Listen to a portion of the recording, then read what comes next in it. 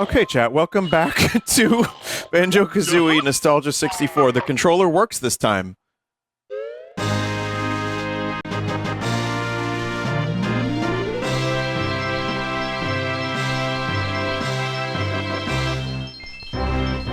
So we're gonna just play the same version I was playing, which I think should be fully completable.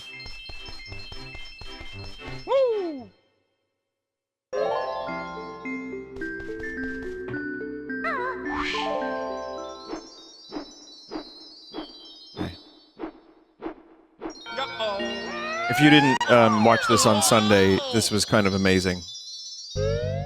I saw that modding is now in Majora. It looks like very convenient, very, very cool. We're gonna check out more Mario 64 levels. My goal is 500 notes, so I can unlock more levels. I'm definitely gonna, at some point, stream Majora again. Using the recomp and some of the mods even. I rebound the smelly eggs, chat, so that I'm not gonna, like, change the camera. So I think the goal here is... I haven't found the rest of the level. So my goal is to try to find the rest of the damn level.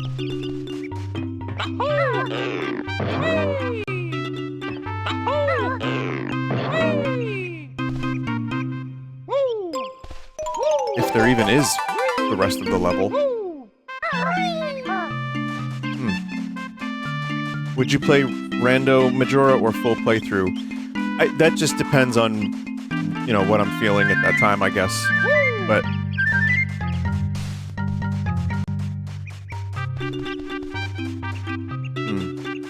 But maybe, you know, could be full. Could be full.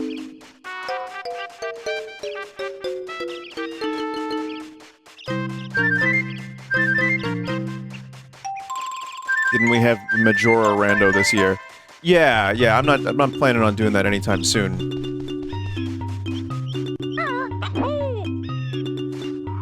I already did Majora for my 35th birthday when I turned the same age as Tingle. But that was a rando. I haven't done an actual run, like a legit playthrough of Majora, since the 3DS version came out.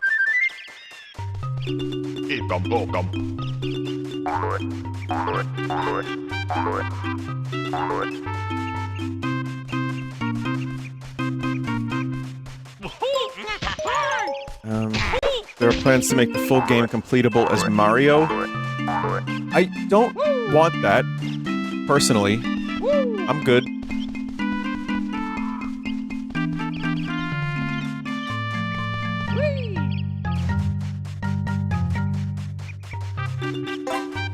Like, I think it would be fun for a little while, but I don't know if I'd want to play all of Majora's Mask. That's weird, chat. There's not much to that level. Huh.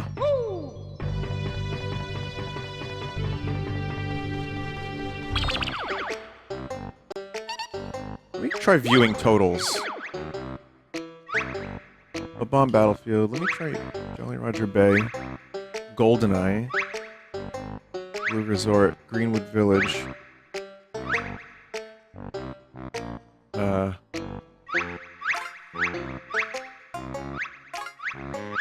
Yoshi Story. Oh, there's not a full level there. Confirmed.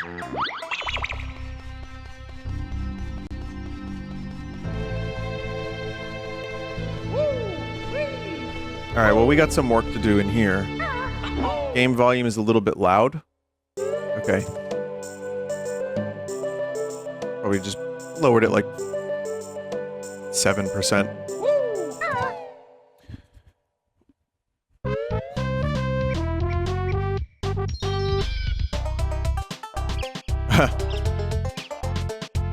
This music.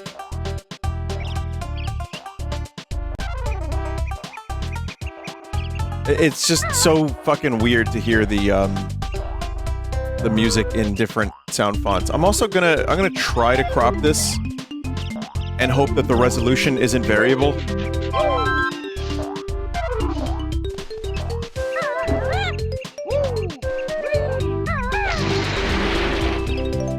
Okay, so we need 500 notes total. So I don't think that's going to end up happening just today, but...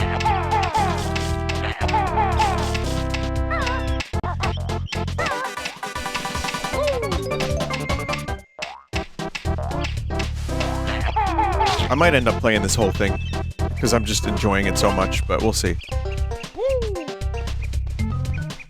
Chat member just said he's attracted to thwomps sexually?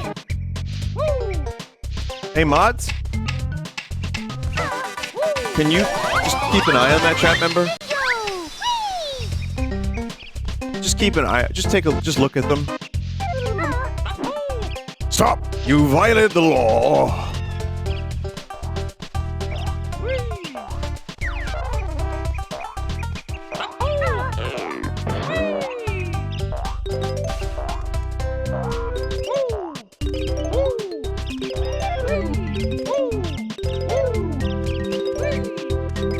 Here we go. Is this actually even... How do you do this? Oh, okay, there was just a note in there.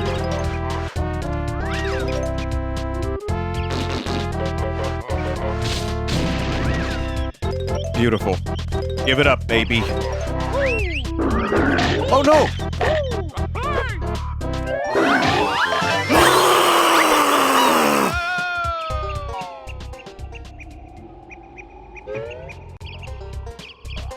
They call it sucking toe.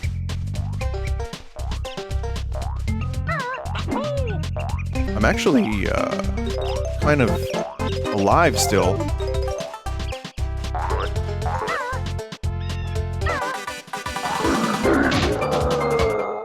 I'll take that, thank you. I'm not going over there.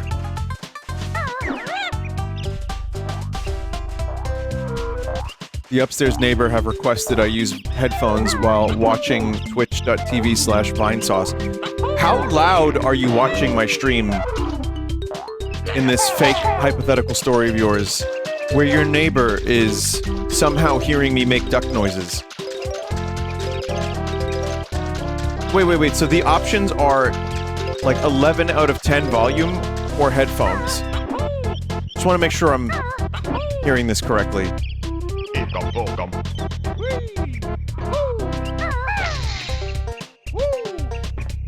The chat member's blowing out their speakers just so that they can sit on them when I do this.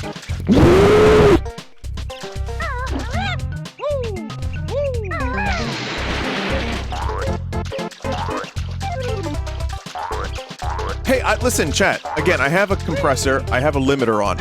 If that's loud, why are you listening it so loud?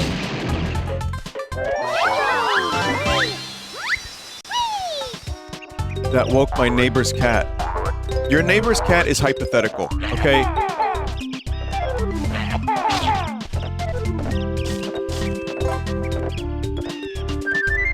I know that's the worst insult you could give a cat. Oh yeah, I'm gonna get my smelly gloves. Why are those just there?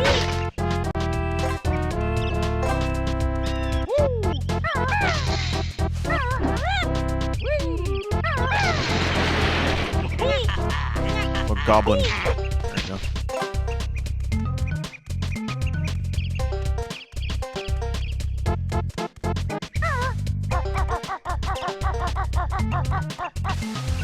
Nope, too steep.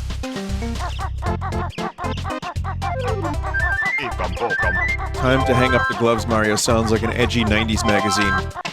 Time to hang up the gloves, Mario. Crash Bandicoot's back. And he's better than ever. In 14 heart-stopping levels.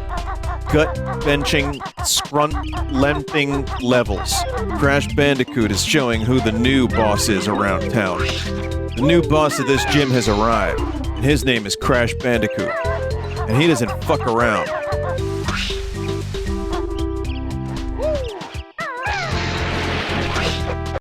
And 47, 40, 35, 30, 27 gut-scrunching levels. Like, I feel like this is important. Like, something is gonna have to happen where I grab Mario's shoes.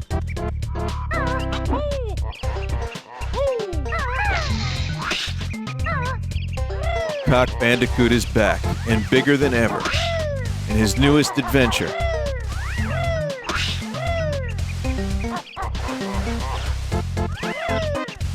With 155 scrote-bloating levels. You sure you're Bandicoot enough for this game? Sony does what Nintendo don't. What Nintendo doesn't. Oh, that would have been so good.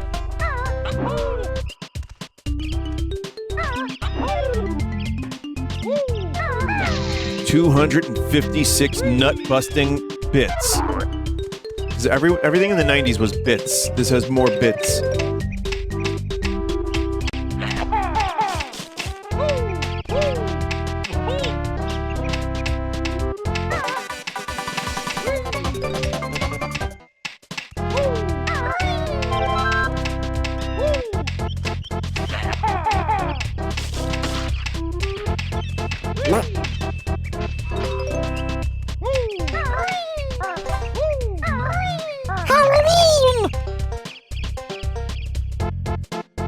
Jump and press B for those blocks. Oh. Maybe. Well, I got, one of the things. I think I got stuff. Oh, you were right. I think I got what was in the other ones, just kind of by accident.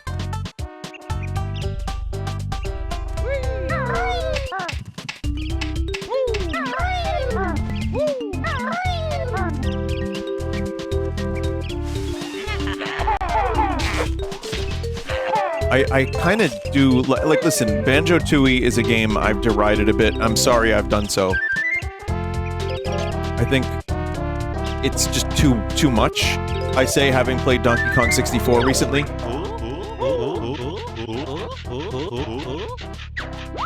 But I do, you know, I like to keep it in mind, in memory. But I'm gonna say that I miss moves from Banjo-Tooie. Like being able to shoot eggs in first person. Just as an example, I think is really cool. There's some other good moves. Bottles is dead, by the way, which is always good.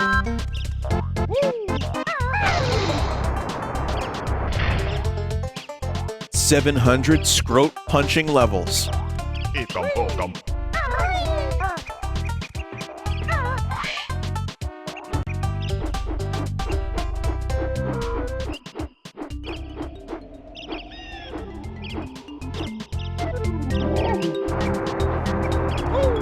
Oh, you son of a bitch! You son of a bitch!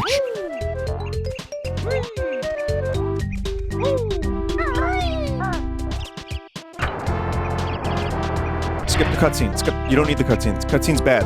Cutscene's bad. Don't do it.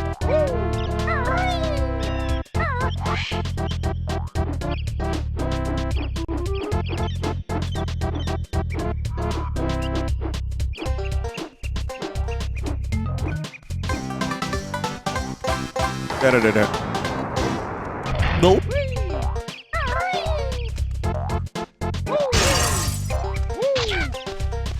You think Mario's the new boss of this gym? Well, check out Billy Harrington. Get in or get out.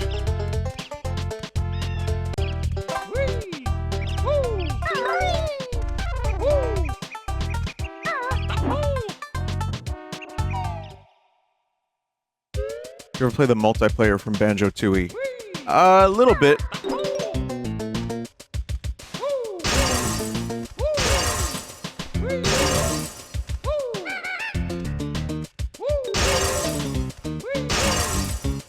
It's one of those things that, like, you play twice and you're like, I'm good. There are a number of games that had extraneous multiplayer modes that just felt like tacked on additions just to sell the game and have more features. Like Turok 3, Turok 2, I didn't really care. I mean, Turok 2 I played a little bit because we were looking for more GoldenEye, and that was, like, kind of neat for its time. You know what's weird? The multiplayer for Conker's Bad Fur Day was really good.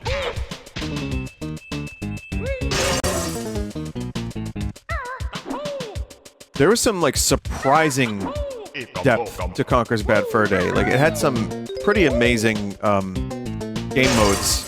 And there was, like, variety. There was, like, the war mode, which was kind of really cool, and it didn't have the best controls. It was competent, but it wasn't amazing. But I ended up playing that way more than I ever played anything other than Turok Rage Wars. I played it way more than Banjo-Tooie's multiplayer mode. The games I played most in terms of multiplayer on the N64, I guess, are kind of obvious, though. Like, none of these are going to be surprises, but Mario Party 1, 2, and 3. Mario Kart. 64. GoldenEye. Perfect Dark. Even though the frame rates were garbage and I didn't know what was happening half the time, I could not stop playing that fucking game. I loved it so much. DK64 multiplayer? I don't even remember that having multiplayer. That had multiplayer?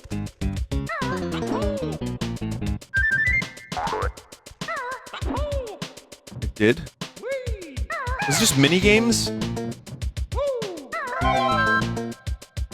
Had like a battle mode?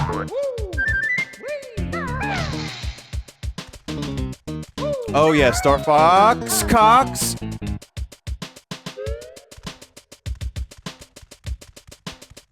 Smash 64 was a big one. Star Fox was fun, but I only ever really played it 1v1, which was less fun.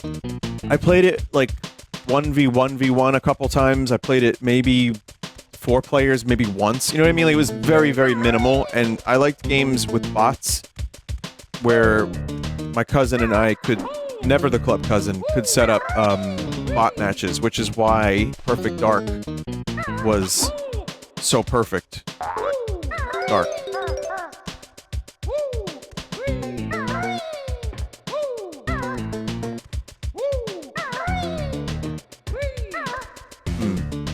Do I go back and get the other Jiggy is the question.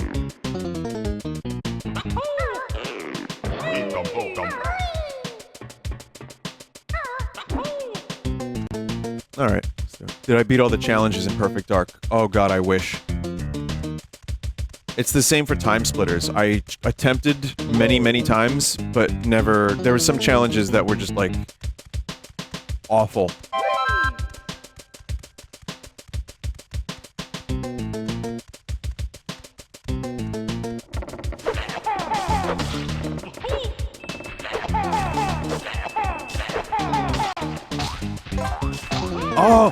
Oh, you son of a bitch, that was a fake one.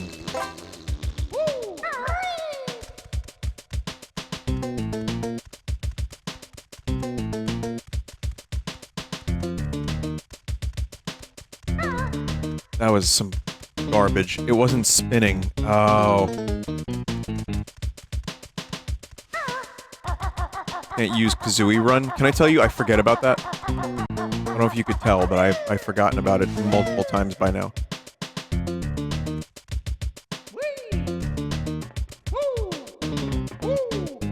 Maybe the negative world? Maybe not. I kinda don't think I can get to the warp area.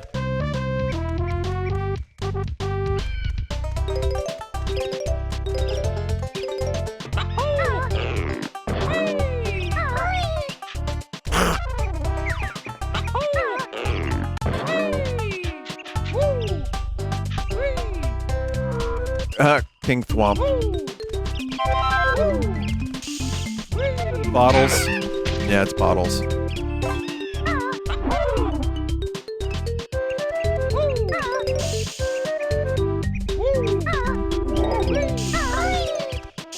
Oh, that's gore.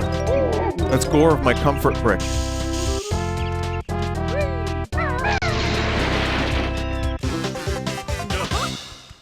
Why do platformers always make you turn into a duck? Duck? Donkey Kong? I don't know. I just, platformers are one of my favorite things to play, and yet they frustrate me.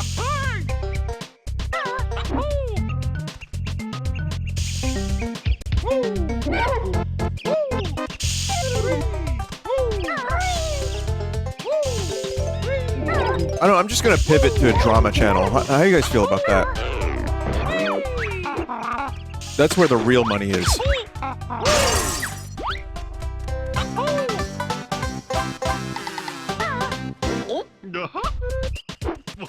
I just cover, like, movies that are considered dramas. I can kill. Ow! Thoughts on the Germa balls situation? Yeah, I don't know about that. The irreparable downfall of guy who still gets 3 million views on every one of his videos. Yeah.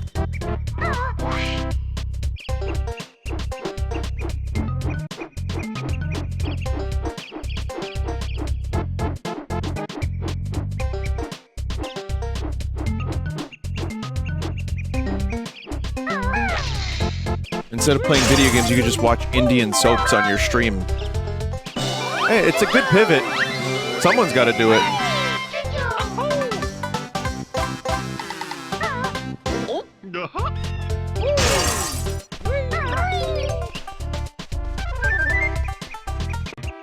How do I get in there?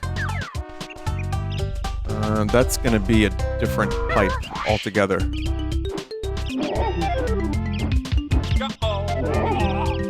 No, huh? Oh.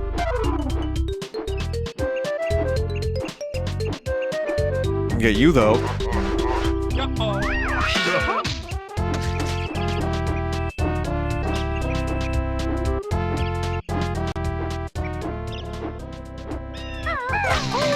Nice. Making good progress here. It's fun. This level was adapted pretty nicely.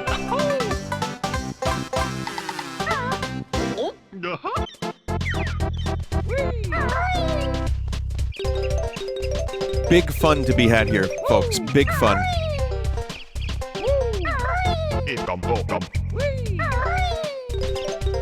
There's 2 more.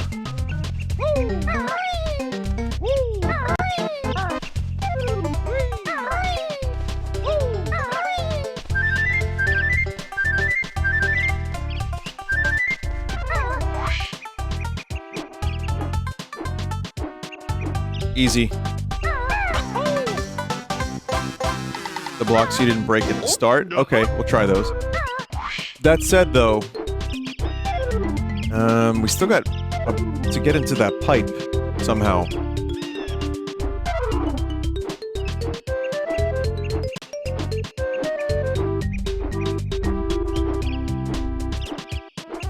Chat, I'm just gonna take a guess.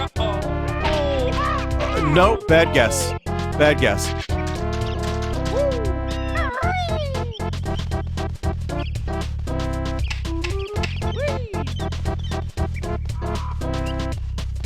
You get there via warp zone? No way. You were right, by the way. It's okay, I'm not really planning on getting every jiggy, but getting every note, or as many as possible, that's kind of important. Because I need basically almost every note in a couple levels. I think I have access to 1, 2, 3, 4, 5, 6. I need 500 out of 600 notes at the moment. Oh, that one note missing is going to annoy the shit out of me. There it is. Delt.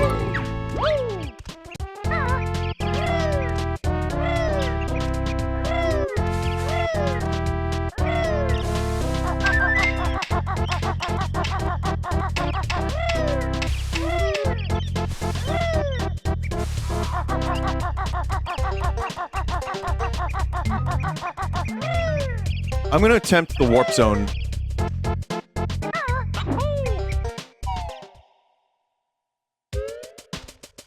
How does it feel to have a clip that's blah blah blah blah blah? Yeah, but it feels good. Yeah, I mean, you know, I want to thank God. I want to thank Coach. You know, it's a good feeling.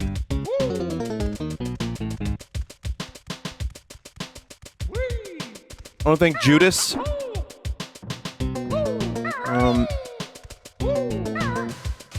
Sephiroth.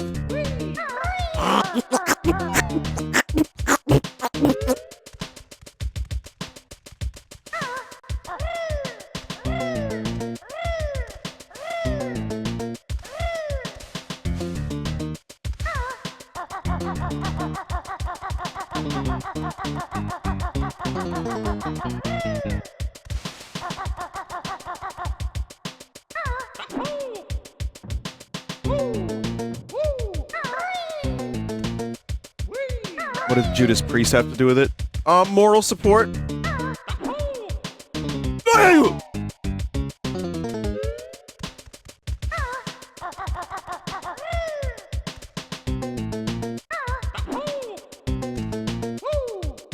Well, this kind of sucks a little bit.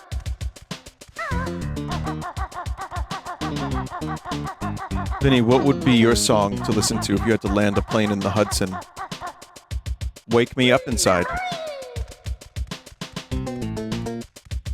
No, I'm gonna say if I had to land a plane in the Hudson.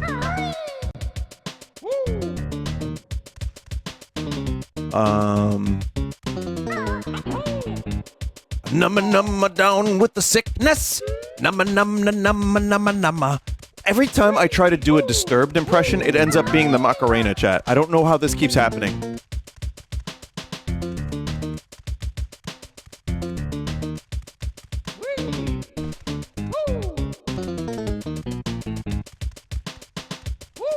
Why not jump from the pipe? Okay.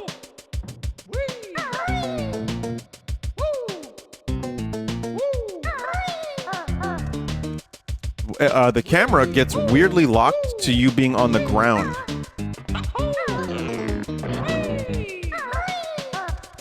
Yeah, you can do that. I just made an assumption that you could not. It was way easier than I expected to. Vinny, you made that exact joke in your RE remake playthrough. About landing a plane in the Hudson or the Macarena?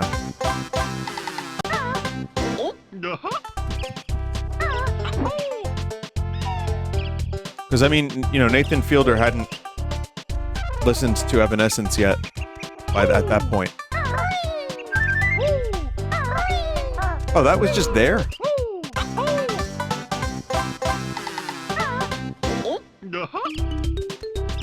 There's only one left.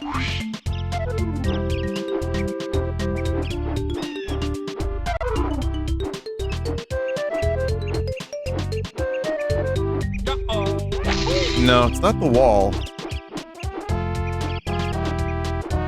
Monkey? I don't know how to kill Monkey. You know what? I'm not gonna worry about that. I could always come back if I need to, but no need. No need to worry about Monkey.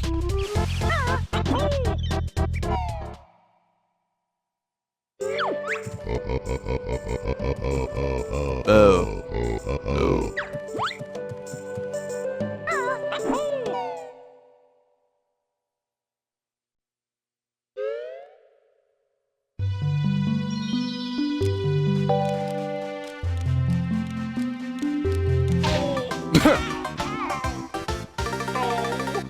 Have you seen the mud crabs outside of the capital? They're really quite dangerous, you know. I saw a diseased one.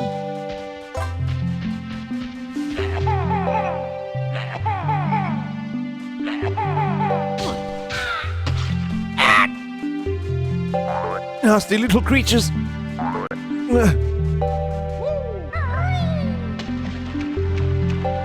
That particular VA in Oblivion is... he's very good, but sometimes the tone of his voice makes me laugh. Nasty little creatures. I'm exaggerating a little bit.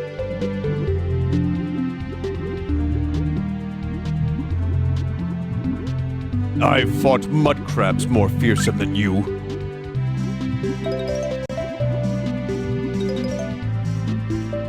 You make him sound constipated. I couldn't drop a deuce. So I said, Lois, what the deuce?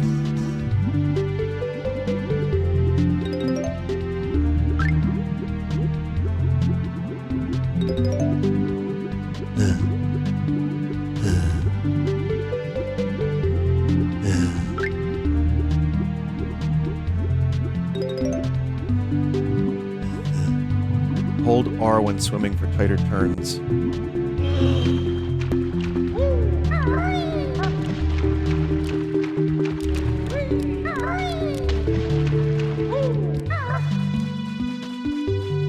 Someone said I don't remember my N64 game having QR codes.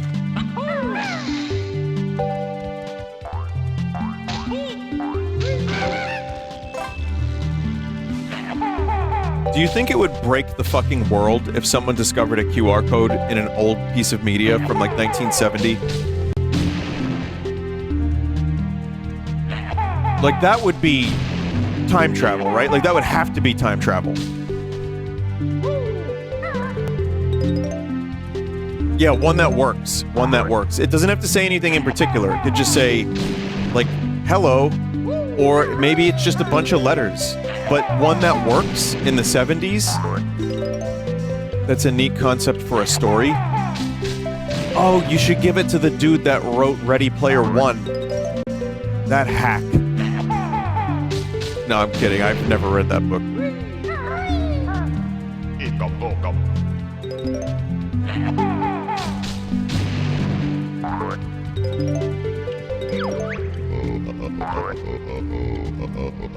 Oh.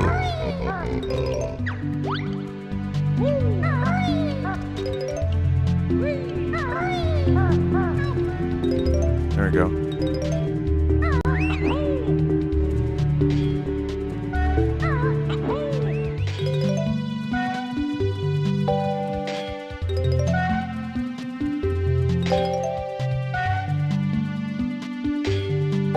What if the QR code was linked to your Twitch page? That would probably, yeah, that would, I don't want that level of attention. I'm good with this amount of attention. I don't need that much. No, finding like an ancient QR code in like the ruins in Mesopotamia or something like would probably, they would have to cover that up. They wouldn't just tell people that, would they? Like that's the thing. I wonder if they would, like, the people that discovered it would even, like, go public with it.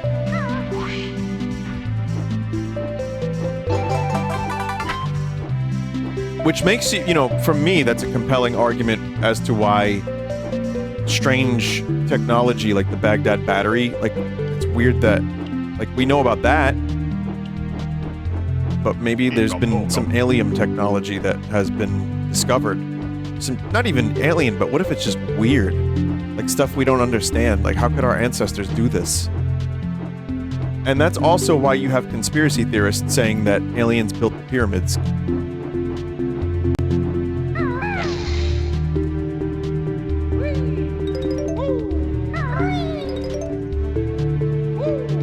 People were smart, they just knew less. Well, the Library of Alexandria probably had QR codes in it. What if we found out there were streamers in Greece? I mean, just bathed in, like, grease. Like, just greasy streamer. Oh, wait, no, there's a couple. I saw one. He had roaches crawling on him. I told you I was gonna become a drama channel, chat. I just thought, you know, I don't know. That's the cheat code these days!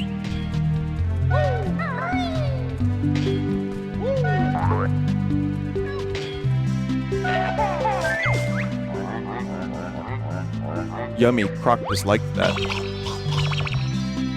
Oh.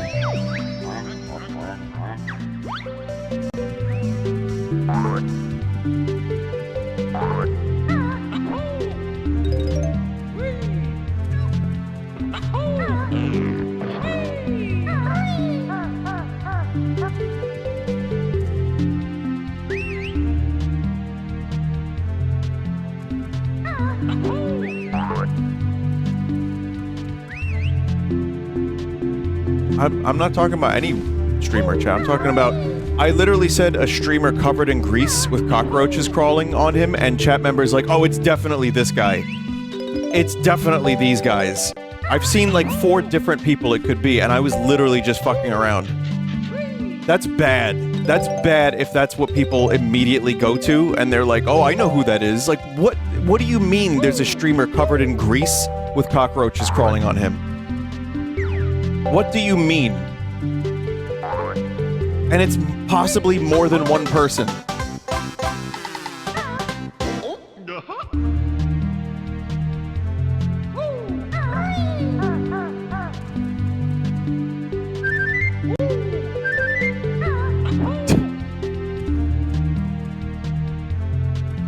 Oh man, I don't, you know, chat, listen, you know me, man. I'm just cruising for a bruising, I'm hurting for a squirting, and I'm just trying to enjoy my life and make silly jokes. You know what I'm saying, man? Amen, brother. Amen.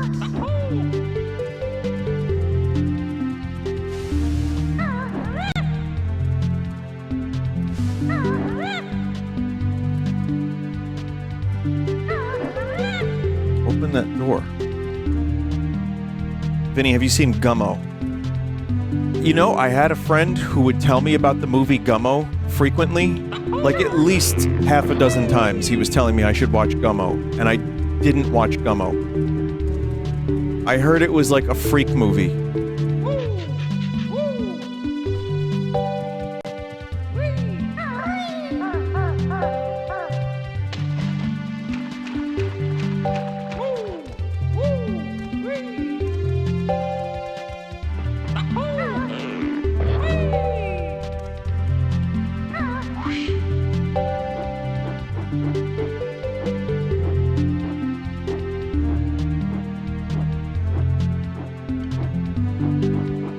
Calling it a freak movie is too kind. Oh. One of those, huh? Well, I watched, what John Waters movie did I watch, chat? Pink Flamingos. Years ago, my friend Dan. Sorry to name drop you, Dan. He's definitely not watching. But he was like, you should watch this with me, and I'm like, okay, John Waters. I've only heard the name. I mean, I know he directed Hairspray, and you know, I know he's like well revered. I'll watch Pink Flamingos. It's a tough day.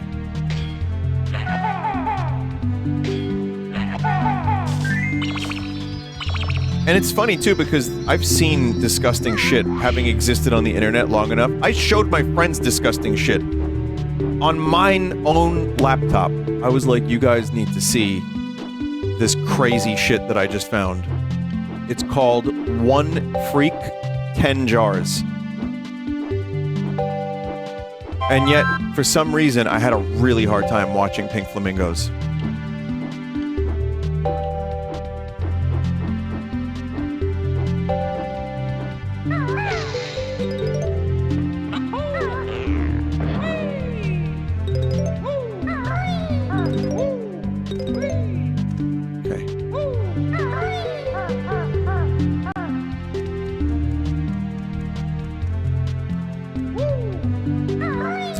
Where did the other one go? There's another one here somewhere.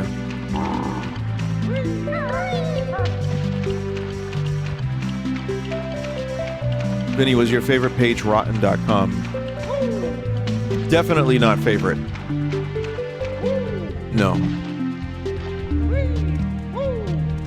Not even in the top, I'd say 150. Not in the top 150. No. No, I you know, as a, like, a thing to, like, kind of gawk at with friends for a little while, like, I would definitely, you know, be like, yo, you gotta see this sick shit. That's what, like, my friends did in the late 90s. Like, you gotta see this freak shit that I found. Maybe we weren't calling it freak shit specifically, but no, it was not a destination that I particularly, myself, I wanted to be at. more than more than a passing glance.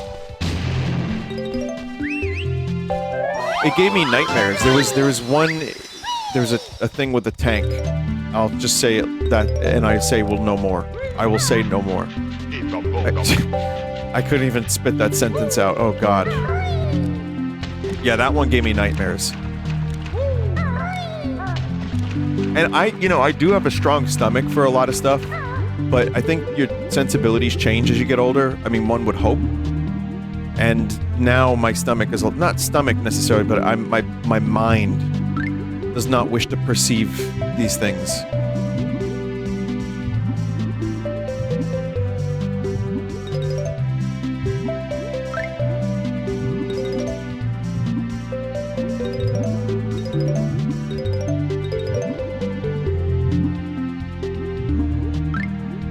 Funny though, because, movies with gore, no problem, generally. Pink Flamingos is different, because there's some genuinely disturbing stuff in that movie. Like, John Waters had, like, a filth empire.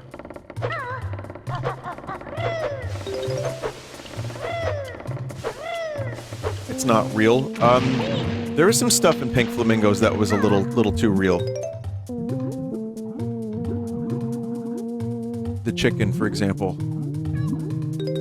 Thoughts on A Clockwork Orange? See, that's the thing about Clockwork Orange. I've seen that movie at least half a dozen times over my life, and it never really... I wouldn't say it fucked me up.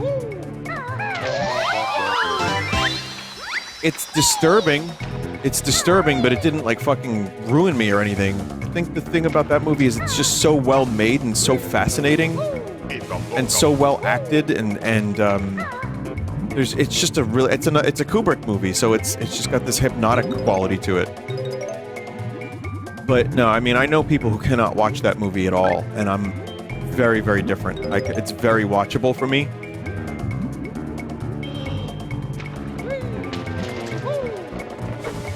I don't know if I've learned lessons from it necessarily, even though I know it's what it's trying to say, like, fairly obviously. But, I mean, that's a movie that was banned in England, and Kubrick had to take it out of theaters, and it would just sat dormant for years because it was this, like, crazy movie that people were like, it condones violence, and it's like a rotten movie that's ruining people.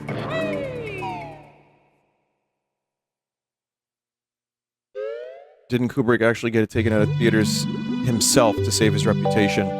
I think that might have been it, but it's still the result of...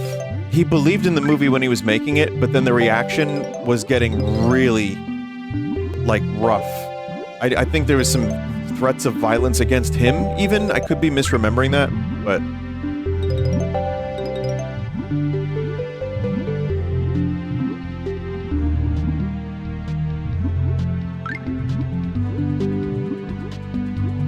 Clockwork Orange is a lot more harrowing to watch if you're a woman. Listen, absolutely.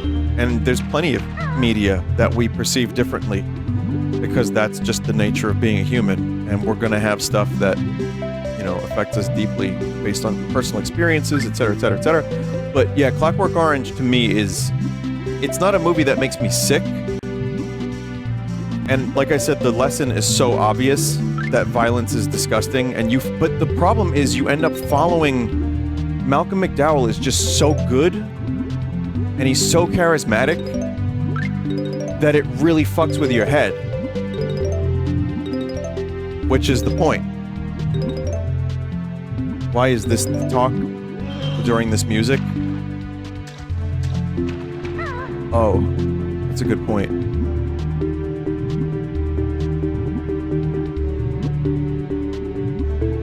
I guess it just kind of happened naturally.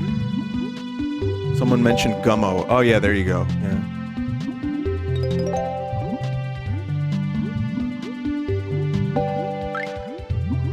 Well, it's also on a side note, and also very related note. Like, gore porn movies do almost nothing for me. I like a good horror movie that's, like, weird and, like, psychologically strange and creepy, versus something like Hostel, which I did enjoy when I first watched it. I've not seen a single Saw movie.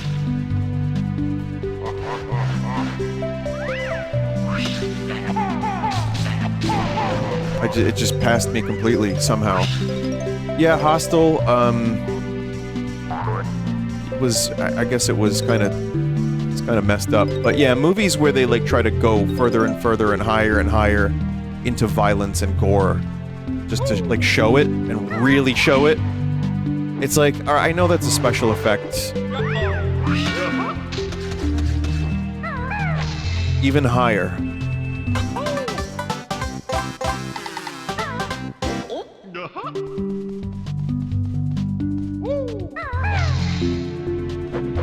Still don't know what that does.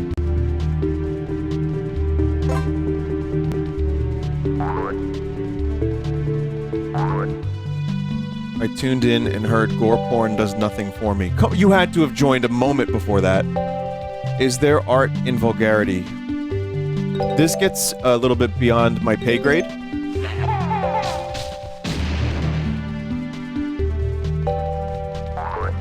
I'm gonna say, though, very debatable, and the conversation is very possible.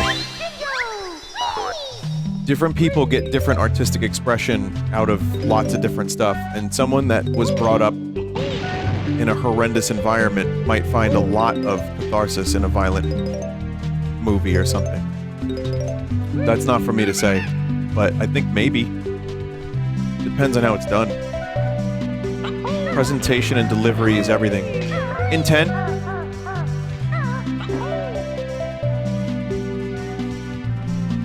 Said maybe.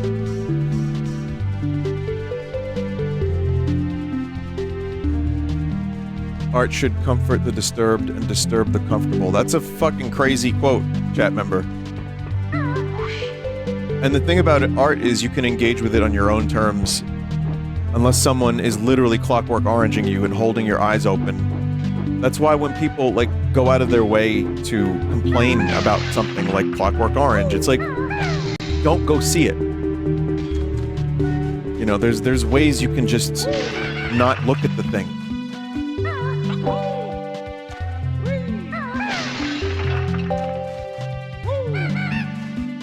It's like people complaining about my stream, and then they're still here. Right, Lois?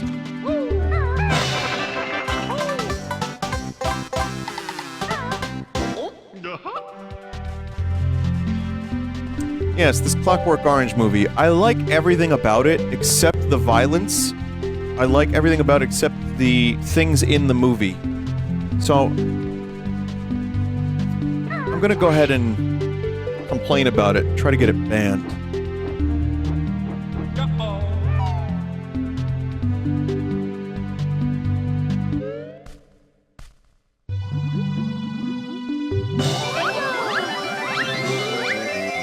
All this talk while I'm rescuing little freaks that look like Teletubbies.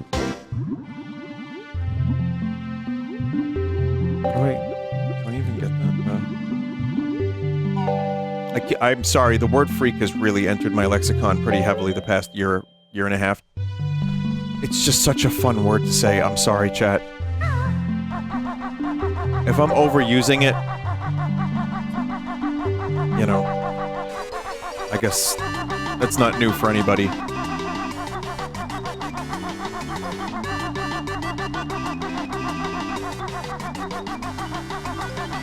don't really know what I'm supposed to do with these.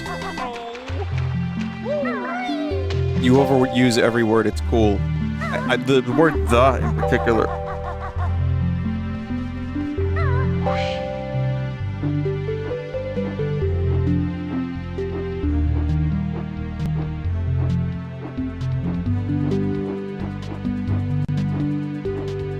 Someone said hole in the wall?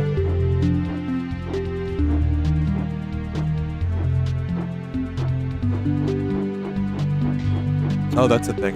Oh, and this is the other.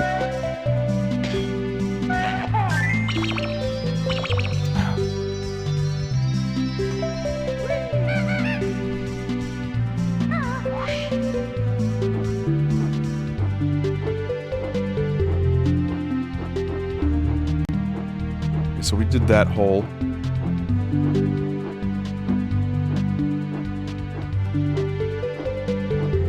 Vinny, do you think Steve is a popular baby name now because of Minecraft movie? I don't think Steve was ever a not popular name, but I'm assuming there's probably going to be some parents that use the name.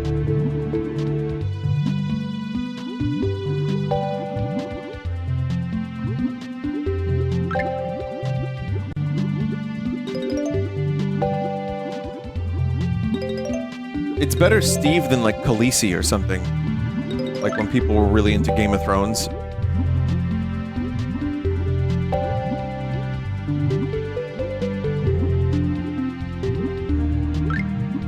Which again was a title and not even a name. And then she ended up becoming like Dragon Hitler. Spoilers for Game of Thrones. It's been, what, 8 years, 6, 7 years, whatever. Talk about intent and like, you know, how do you like make art or do something, and like having, you know, the way you do it is important. If ever a time there was to do something well and like thought out, it would have been that.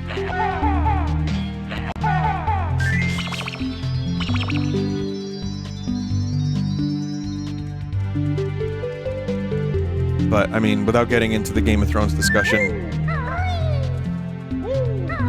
into any great detail, it's more an issue for me of some of those, like, plot lines were fundamentally awful just to, like, surprise the audience, which that is not good storytelling. Surprising an audience does not make a good story. So...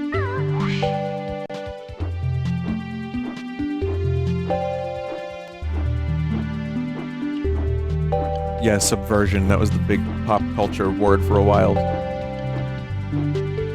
It just needs to be good. Yes, but also if you're Jaime Lannister, you're building a character like him for, you know, seasons, and you're adding all this complexity, and then he ends up just being, you know, just all gets reverted at the end. It's frustrating, and that was like one of like many frustrations.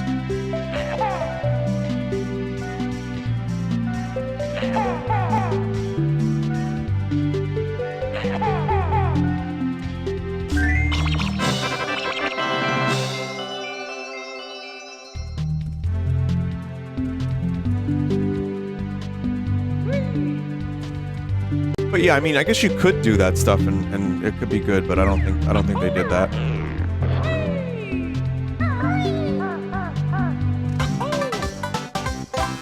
Why do celebrities name their kids stupid shit?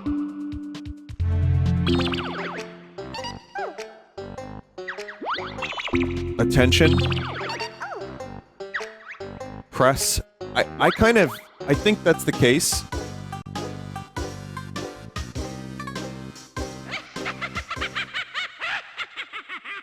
I think that's the case, but I also think...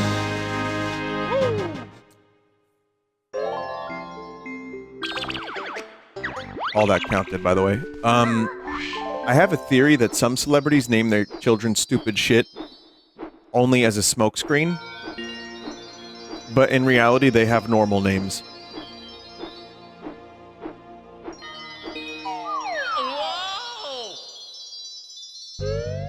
I don't think that's the case for, like, all of them, but I think that's the case for a couple. Like a stage name. Yeah, like if you name your son, like Smegma, right? And then you tell the press, oh man, Smegma Cruz is, you know, he's amazing. He's amazing, and you would love him. Smegma Cruz is amazing. And then, you know, their actual name is something like just John. I don't know, that's my hope, at least.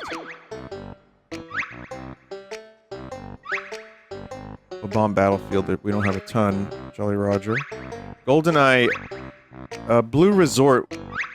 Greenwood Village. We could do more Blue Resort, and then more GoldenEye, just because those are fun stages. In that case, you're a sociopath fucking up your own children for clout.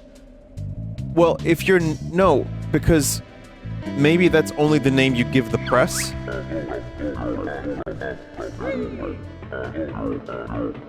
I don't know, I mean, yes, but people, like... People do a lot of stupid shit, without realizing it, and, you know, it's just part of being human, but when it comes to, like, yeah, the sociopathic shit of, like, naming your child something like Dirt Bike, again, I just have to hope there is, like, some reason that is, good.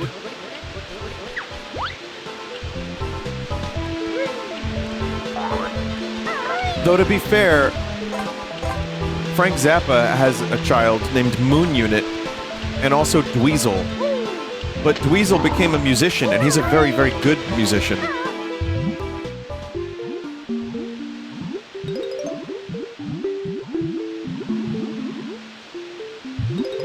Dweezil Goes Hard. Dweezil's a cool name, kind of, I guess. I don't know. It's a good stage name.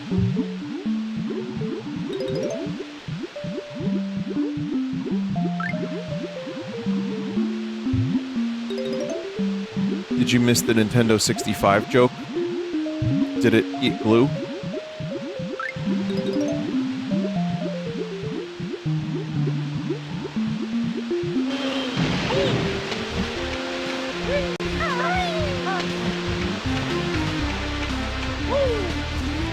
Zoe Bowie. Oh yeah, that was Duncan. Well, his real name is Duncan Jones. Which leads me to believe that the Zoe Bowie thing was, again, a press invention for them to leave the child so he could kind of just have his own life. Like, if he's telling everybody publicly, my son's name is Zoe Bowie, but his real name is Duncan Jones, that gives him a little anonymity. Because everyone's expecting some fucking dude named Zoe Bowie. Or Zowie Bowie.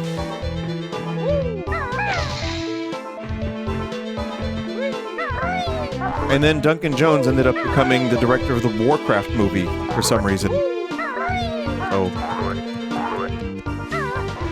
Yeah, oh, chat. Wowie Zowie's a great name for a kid.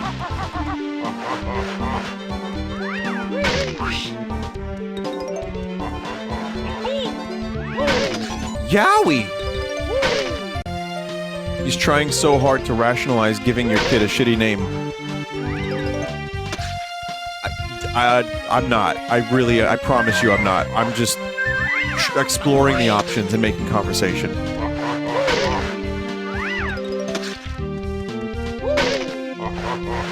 Is chat even listening? It was just one chat member. I think they have a dent in their fucking skull.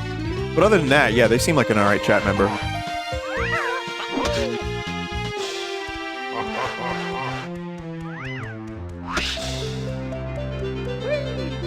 What shitty name would you give your kid? Gummo.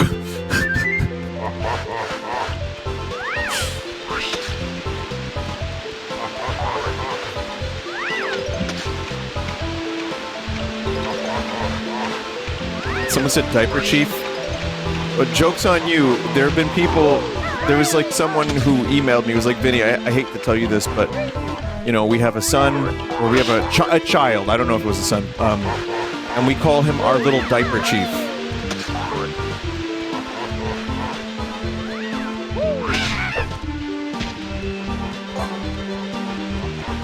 So I've already, like, affected someone's lives in a negative way. Well, that goes without saying.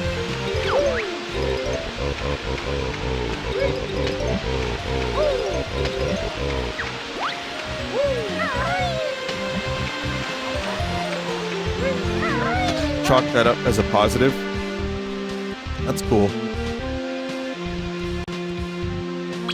Northern Lion and his wife gave their daughter a nice-sounding screen name so they could converse about her or with her without compromising her privacy much.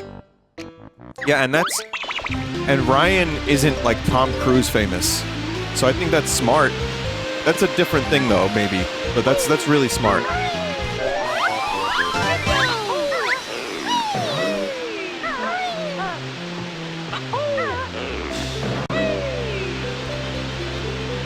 That's it. I'm naming my baby Tutius Sextius. There you go, chat member.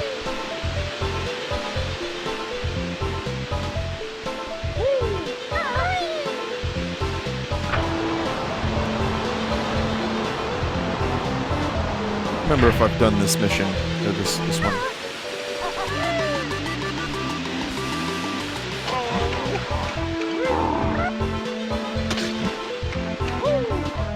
Disowned at 18 by child.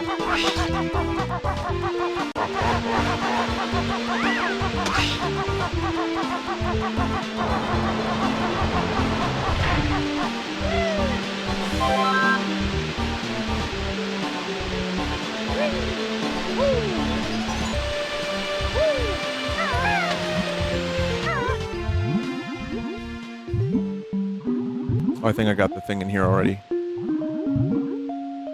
Let the kid name themselves. Yeah, but at like what age? 5? They're just gonna name themselves Tyrannosaurus Rex.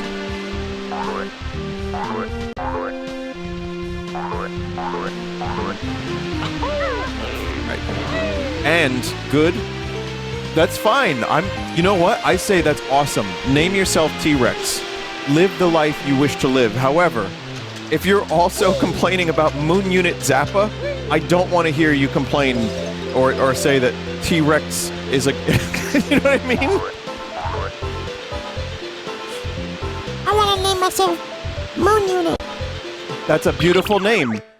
I will name my son Moon Unit. You're out of touch. You're crazy. What the fuck is wrong with you?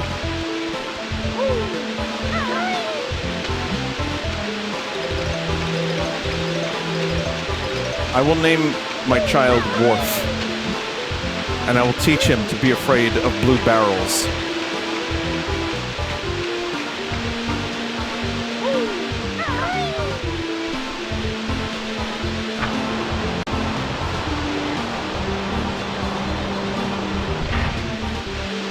My son has no honor.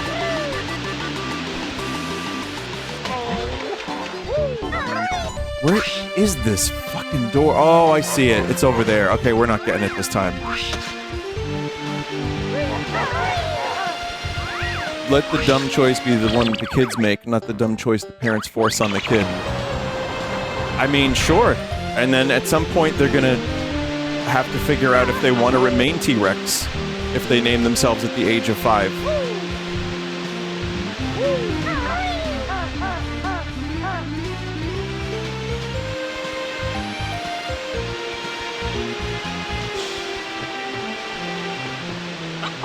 I mean, you could change your name later. You could be T-Rex if you want, like later in life. That would be a cool midlife crisis to name yourself Dinosaur.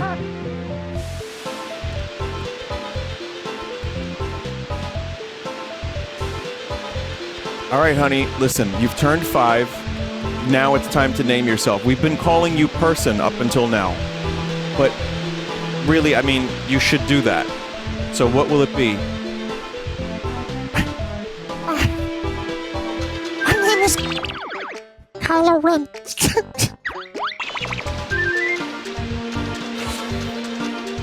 Kylo Ren.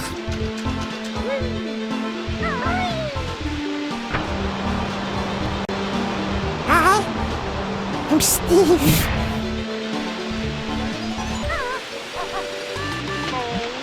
Wow, I'm really, really fucking good at this game. And then, thus, we go back to the original conversation about naming yourself Steve. They're, instead of like these outlandish, crazy names, kids are just gonna name themselves Steve now. You sure? I mean, we gave you the option. Just name yourself whatever you want. No, I want to be Steve. Oh, Steve.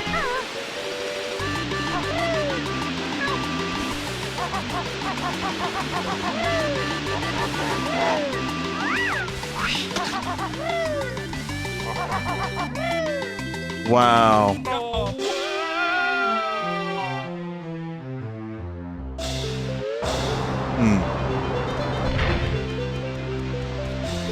This is a tough level. There's gotta be something good in that door. Listen, if a door is that tough to get to, it's gotta be good.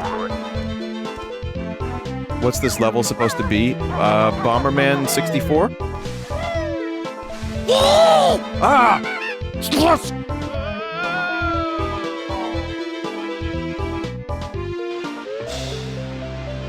Have I played Bomberman 64? I have, yeah, I rented it. I don't remember much of it other than the multiplayer, which was a lot of fun. Also, I really like this music.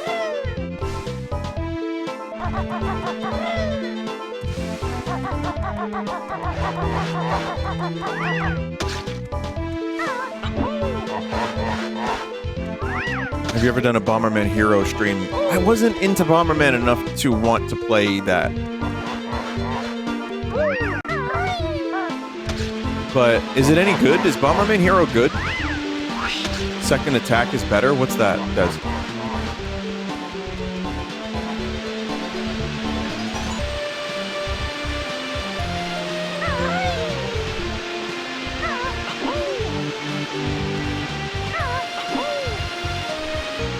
the third N64 game. Oh, okay. Gotcha. Hero's a 3D platformer. Yeah, that I'm aware of. I remember, again, the gaming magazines told me all about that.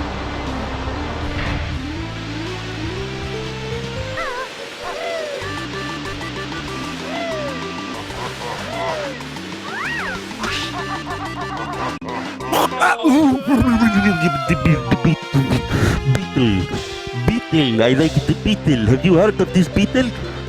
Beetle.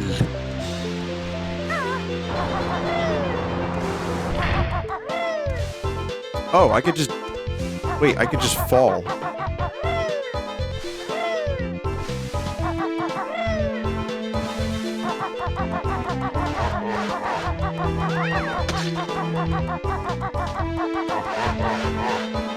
Who is your favorite Beetle? I like Scrungo.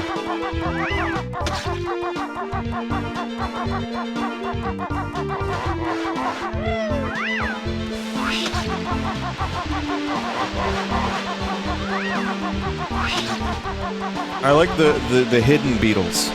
Those are my favorites.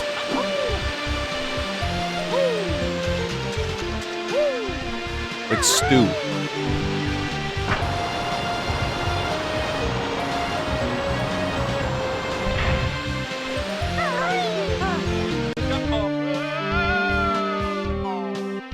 It's true though, there was a Stu. The real beetle freaks know about Stu.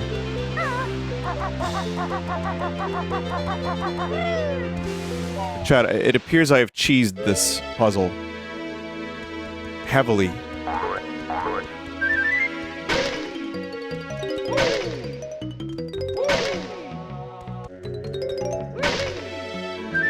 My favorite beetle is T-Rex. Some say he named himself after watching Jurassic Park.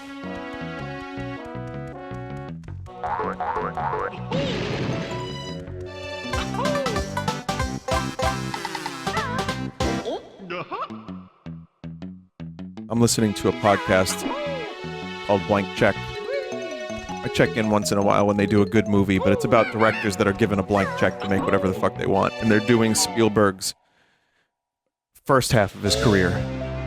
And I'm listening to the Close Encounters one, which is a really great movie. But when I listened to the Jurassic Park episode, it reminded me of the first time I saw Jurassic Park, which was in the theater, and yeah, I was 8, so I didn't really understand a lot of like the business stuff that was happening in the movie. But that movie like turned me into a dinosaur fan. I already like dinosaurs because if you're a kid, of course you like dinosaurs. I think that's like kind of just something that I'm sure there's plenty of people in chat that didn't. But that was such a common thing. Like, there's just like, you know, having a dinosaur phase. But Jurassic Park blew me the fuck away. That movie was amazing.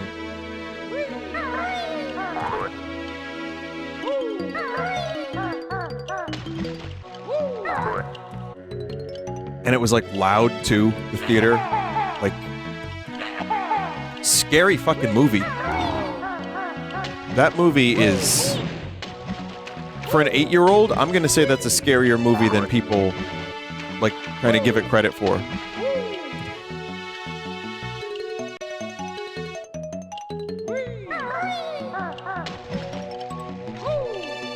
Jurassic Park is why I got a degree in STEM. Yeah, I mean, Spielberg has so many movies that have inspired people in some way.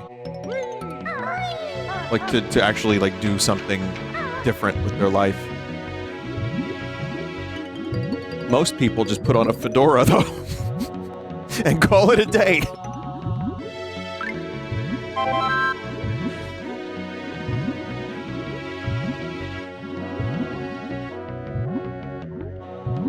Oh, man. I went to shark school because of Jaws. I know you did, chat member. I know you did.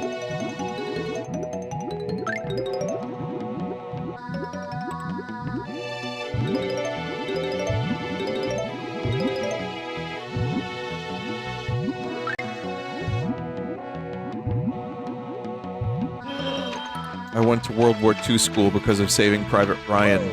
Yeah. I went to blank because of Minority Report. Oh! I deserve that. I so deserve that. Man. I got into IT corporate hell because of Office Space.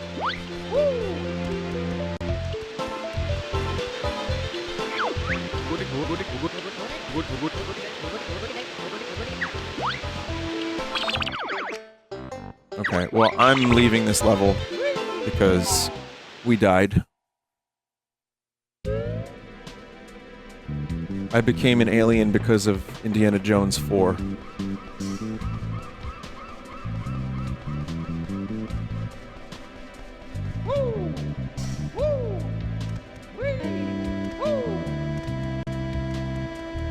Someone said I went into clown school because of Vinesauce's streams.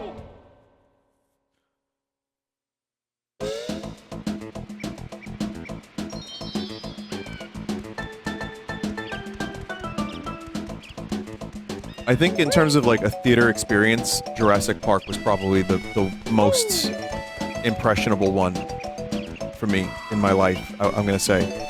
Because I'm trying to think, like, when I saw the first Star Wars, it was on a VHS. In like 95 or 6, probably 95.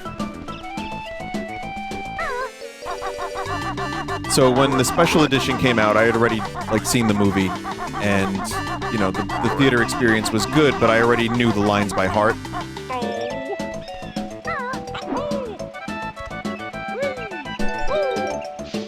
I wore those tapes out. But in terms of seeing a movie for the first time, Jurassic Park was probably the... I mean, I remember seeing Ghostbusters 2. I was really young when that was in theaters, but you know what? I think I fell asleep.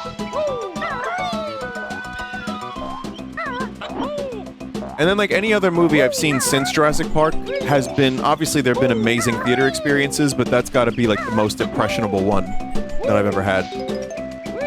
Like, going from stop motion to CG like that, it's hard to describe if you weren't around for it. It was just, like...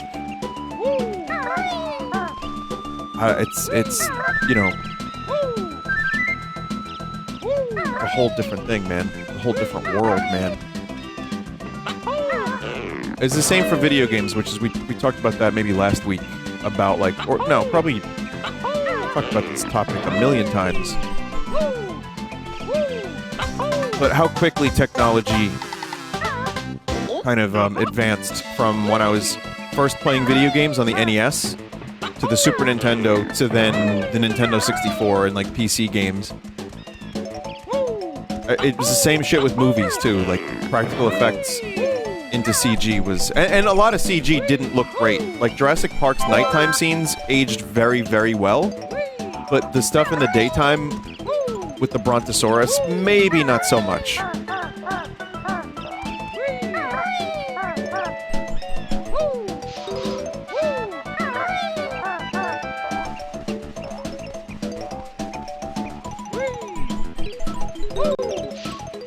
Maybe The Mummy, 1999. Yeah. Matrix was another movie. I hadn't seen it in theaters. That was an HBO movie for me. But that was a big one.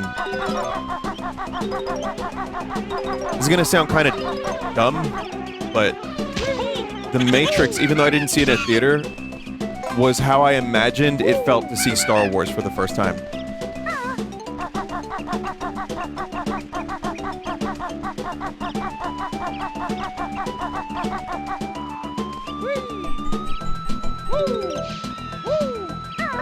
Someone said, what about Lord of the Rings? I'm gonna admit I'm a fake Lord of the Rings fan. I never saw it in the theater. I was not on board with Lord of the Rings until a couple years after Return of the King came out. And which is weird because that would have been 100% my kind of movie.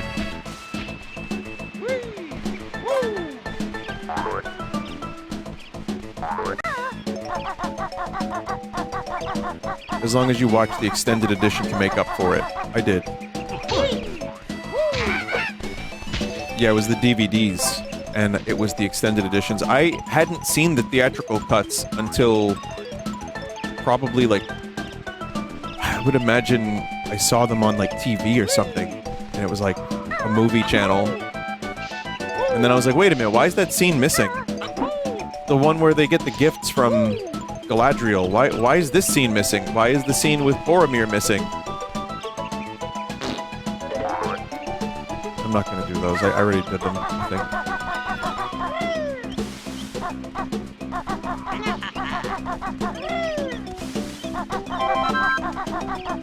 think. Did you read the books before or after the movies? After. I watched the movies and then I was like, I gotta read the books.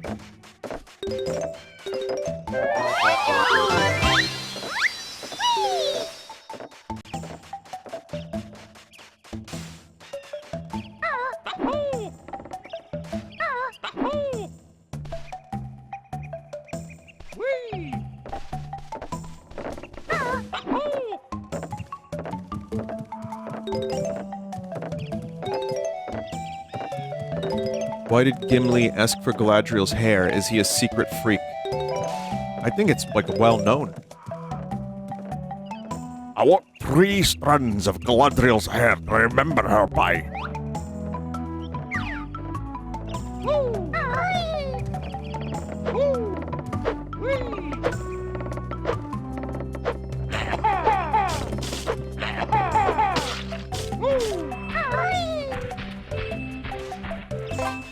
Alright, son, you're 5 now. It's time to name yourself. Gimli. Gimli. Gimli. You want to name yourself Gimli? Yeah, I like Lord of the Rings. Are you sure you want to do it? I mean, I'm all for it. I want you to name yourself whatever you want. I mean, that's what it's about. That's what it's about. But Gimli, son.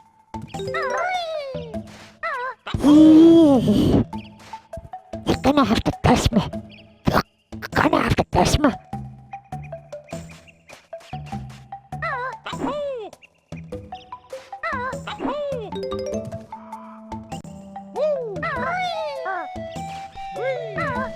Coming from the guy named Gloin.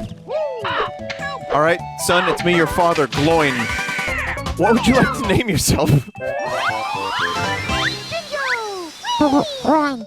Groin. Our name is Groin.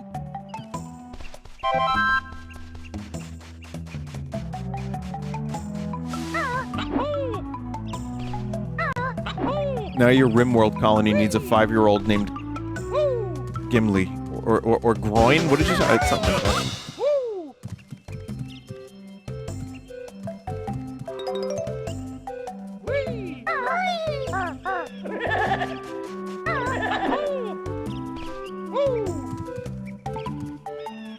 Gloin's father is actually named Groin. You know, I'm just gonna go ahead and choose to believe you.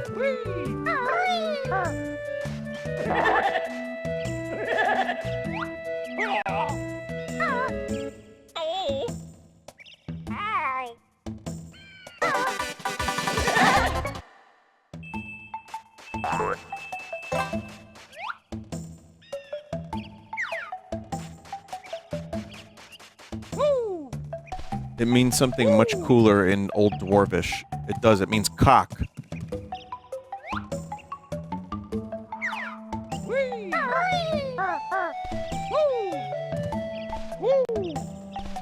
It's a strong name, son. I respect it. If you want to name yourself Cock, son of Groin, feel free, son. And my father before me, who was named Cocksure, would be proud.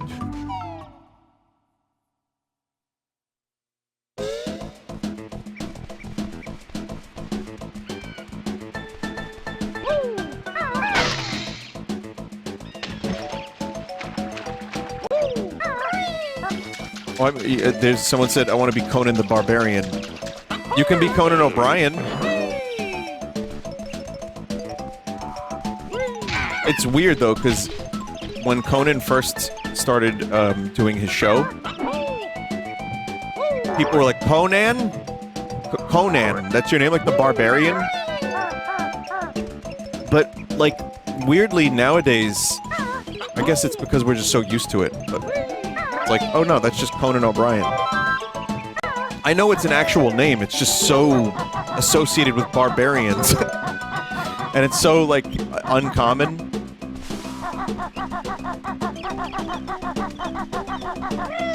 It's like it's a real name or something. Alright. Hey Vinny, what days will you be at PAX this weekend? Are you still going? Why, bro? Why are you making it weird, bro?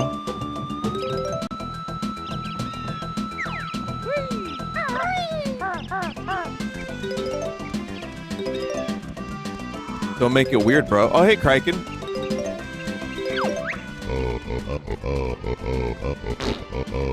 Let me shit. Nice smelly egg.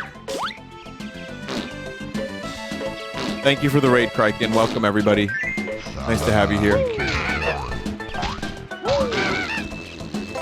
This is Nostalgia 64. It's Banjo Kazooie, but in like Mario 64 levels. GoldenEye. This is Diddy Kong Racing.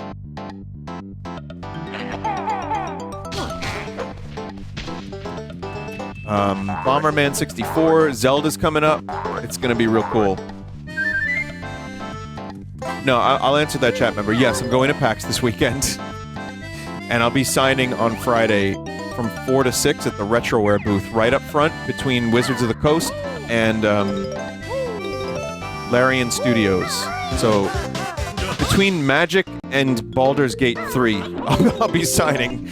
Imagine wanting to meet me when you have those things that you could check out. Is there no Sunday stream? There will not be a Sunday stream. There will be a Monday stream, which will weirdly be my 40th birthday. Don't expect anything too special, but it'll be a Sunday stream on Monday.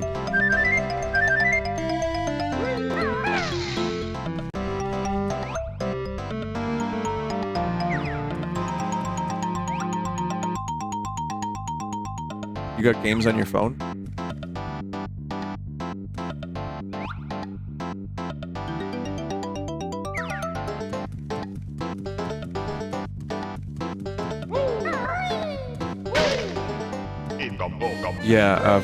Yeah, 40. The thing is, though... Wait, how do I get that? Do I need a Mumbo transformation? I may not stream Monday because when I turn 40, I might crumble to dust.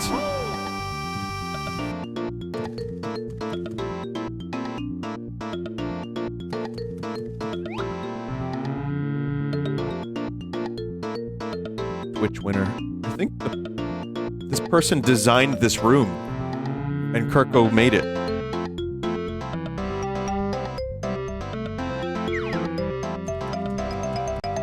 That's really cool.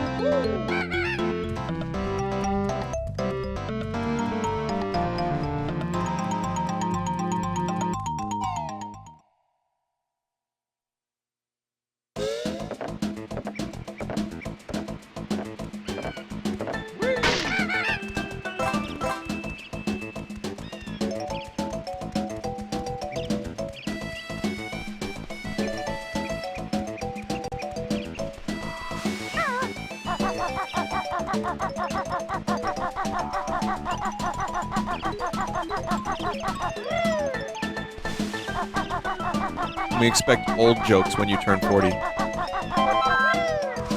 What do you mean, like me telling old jokes or people making old jokes at my expense?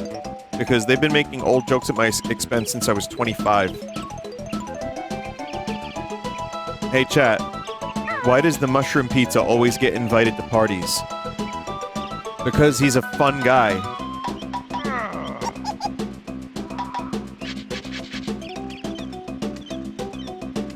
What's a cat's favorite dessert? Chocolate mousse. Wait. Chocolate mousse? That's fucking awful. You don't pronounce it as mouse. It's pronounced moose, not mouse. Ugh. Awful joke.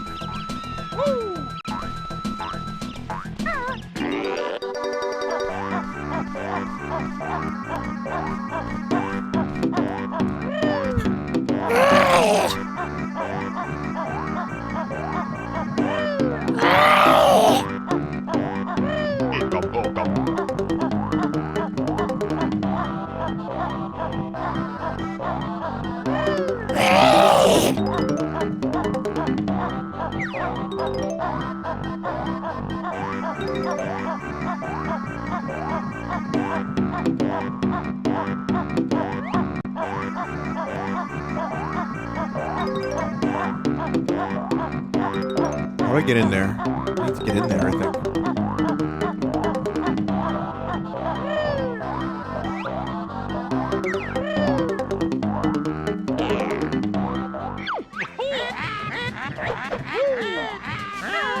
Ah.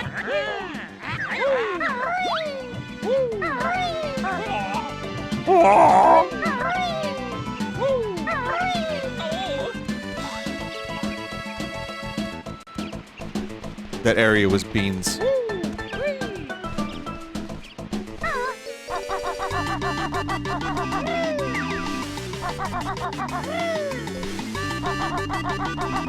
I don't know where the rest of the notes are. There are still like, what? There's like 44 notes left on this level, and I don't even know where a couple of them are. Oh. Oh. Okay. Maybe more over here? Yep, there's plenty over here. Okay.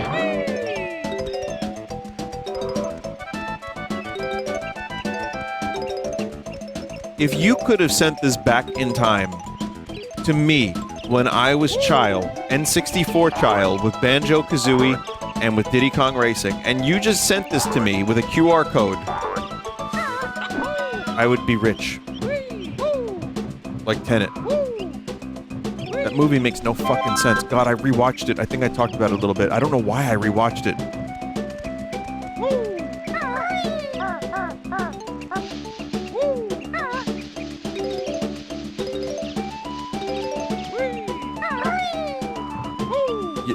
Someone said I need to watch it. I thought you were gonna say it needs 2 watches. Because this was my second time. I saw it in the theater. That was a fun theater experience, talking about theater experiences, because my fucking ears were blown out from how loud the music was and how low the dialogue was.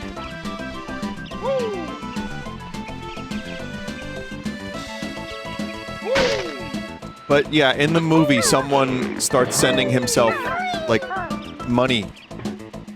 Like, back through time in reverse. It's... I don't know.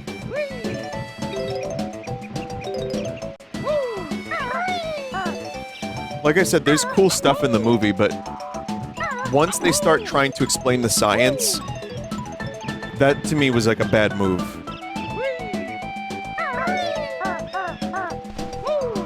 The reason I say that is because my brain kept trying to, like, figure out why they couldn't breathe reverse oxygen.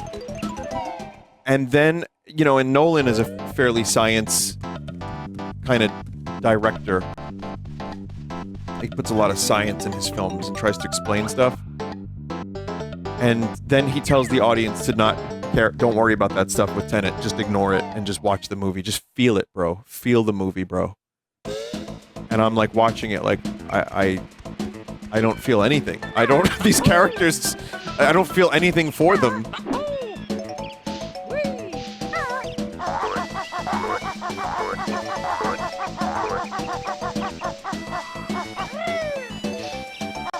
But hey, you know what? There's obviously some reason I rewatched the movie because there's a lot of movies I don't rewatch.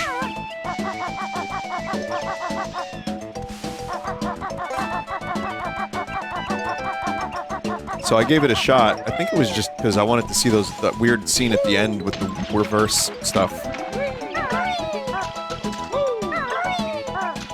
It has some, again, I don't hate it. I just don't understand, or I get frustrated when I watch it. I really do. It's like I want to understand the movie, but it just inherently is a concept that's not made to be understood.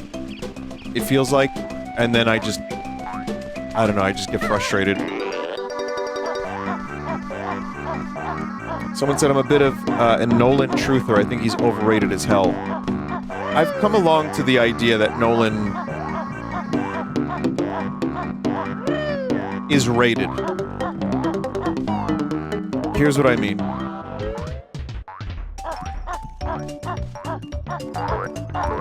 He's rated. I like his movies a lot. I think he's made some really great shit. But when people get really crazy about him.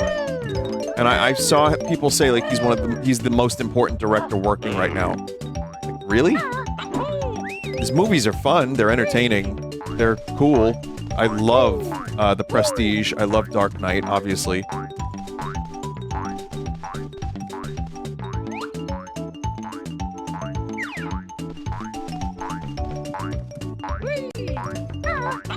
I love, Oppenheimer was great. But, I mean, I think he is a very, very talented director, but I don't think he's one of the best ever. I mean, he's had some stuff that, like I said, Tenet. And, like, Dark Knight Rises is pretty good. He's good. He's good. He's a good director. I like his movies a lot. They're very rewatchable. Someone said great director, not my favorite writer. Sure. Thoughts on Wes Anderson? What's the movie, The French Connection? What's that? French Dispatch? I had to turn that movie off. I didn't like it at all.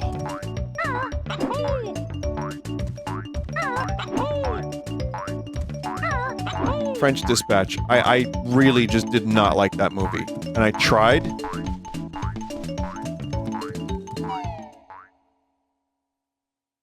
I love, like, absolutely love, Darjeeling Limited. The hotel movie, Grand Budapest, I really like. I like Rushmore. I think he's great. Yeah, I mean, he's got a lot of fantastic movies. I'm a fan.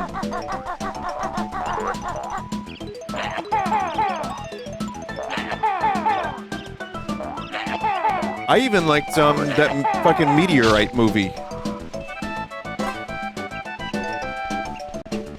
I didn't love it, but I thought it was pretty good.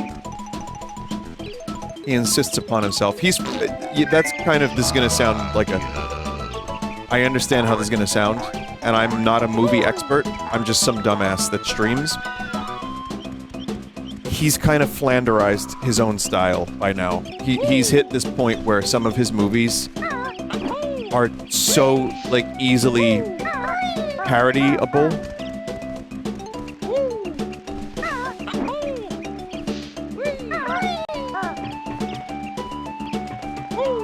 Like, I know when I watch his movies, I'm gonna see a close-up of pocket lint, and then a quick cut to another close-up of, like, car keys, and, like a tin of sardines.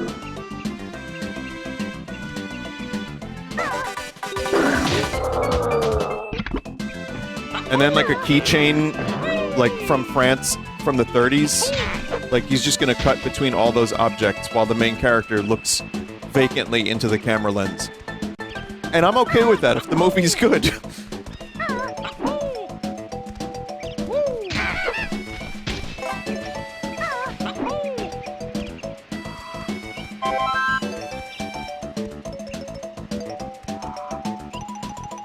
perfectly centered 4:3 wide angle. Again, it's really easy to shit on, like, directors that are... Well, I'm not a director, and I know how hard it must be to make games and movies. I have never made any of those things.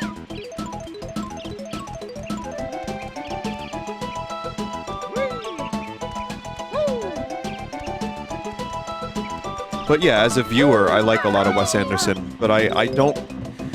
One of the reasons I like Darjeeling Limited is he's still not quite in love with his own style, and it just feels like an interesting version of... It's got a couple different elements that I really like.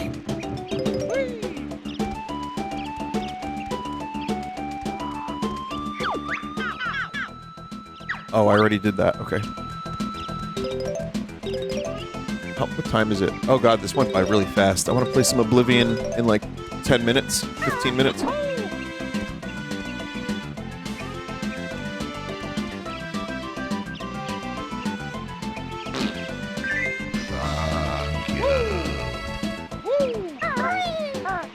There's got to be a flight pad around here somewhere, right?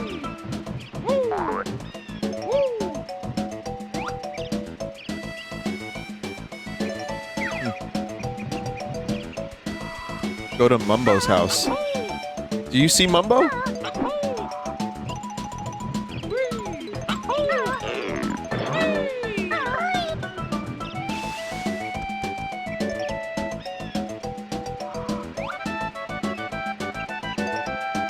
Oh, that's a Mumbo house. Oh, no shit.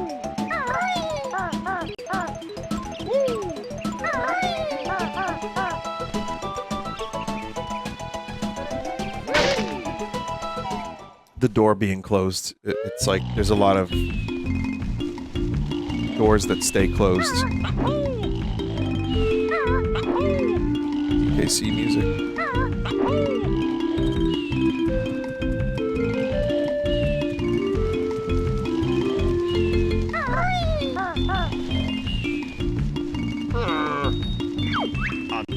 Mumbo can help Banjo and Filthy Feathered in New Adventure in exchange for some tokens, of course.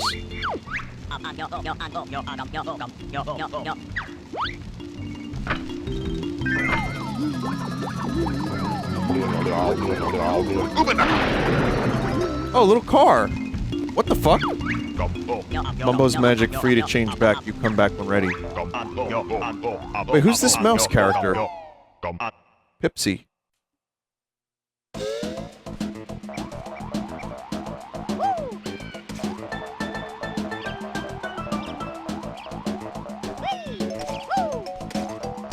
Can't really go fast. I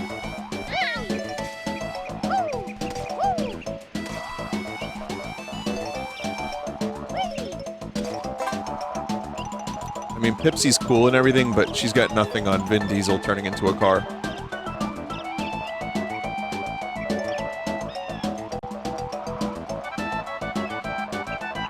It's a reskinned pumpkin. Oh yeah, it's even squishing.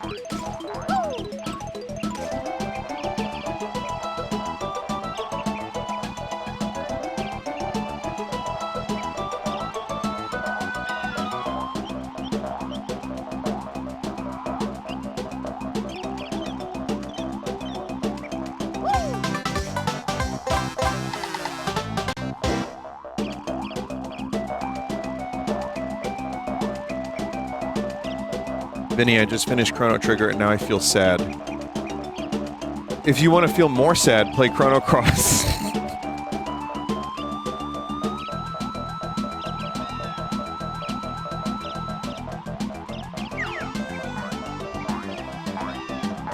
It's okay, chat. I love Chrono Cross, which is why I can make fun of it. No one else is allowed to. I can make fun of it, though.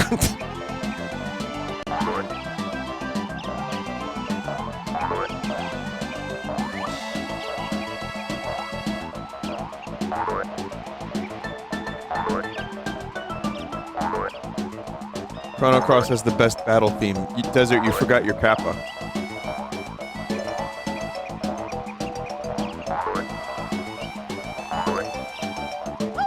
He did? Oh, okay, no, he capped it. Alright, good, good, good. Do you think Chrono Cross or Final Fantasy VIII is the better game? That is actually a weird and very, very good question. I don't think I've ever considered that question before. And I can't immediately answer it without doing some serious thinking.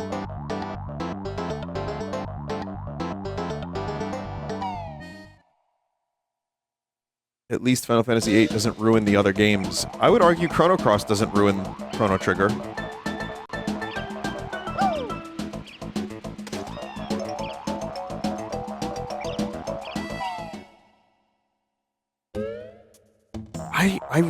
I have a soft spot for both games. I really, really like both games. But they're also both games that when I think about streaming them, I get a little agita. So that is kind of how I feel about them. I like them in my memory.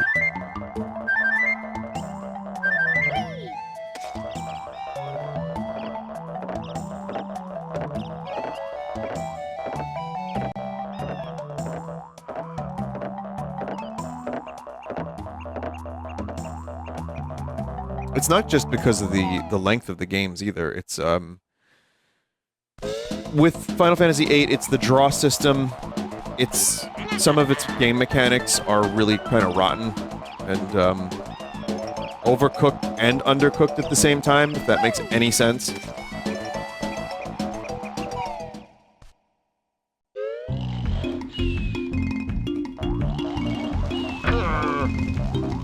There's some stuff in Final Fantasy VIII that is just, like, I don't want to do the draw system.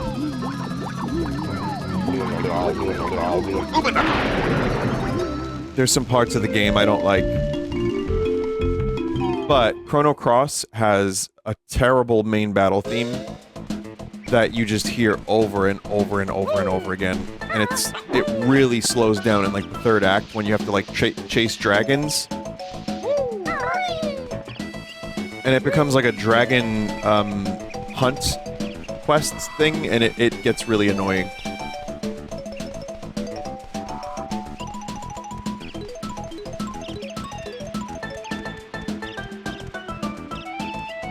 I actually like Chrono Cross's battle system better than Final Fantasy VIII, and I know people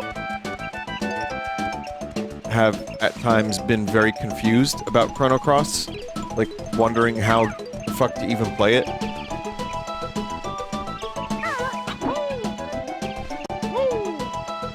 I don't know if I can answer your question. I really don't know which one. I'm trying to weigh pros and cons just to make conversation and to just think out loud, but I don't know.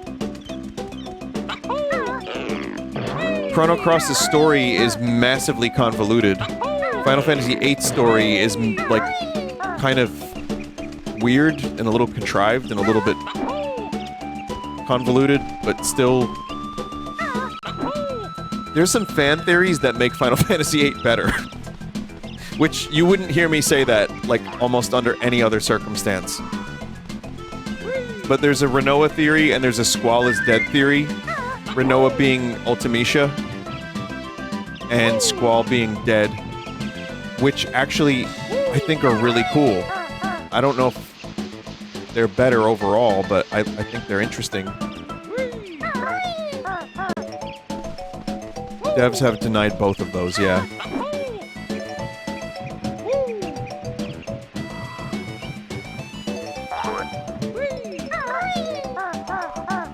I can't find the rest of these notes, chat.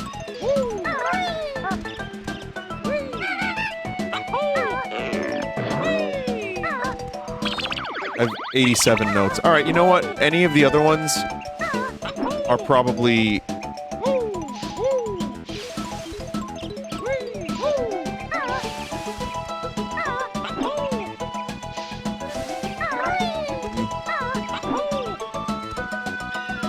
maybe a breakable window. I was convinced there had to be flight on this level somewhere. Oh, that's something.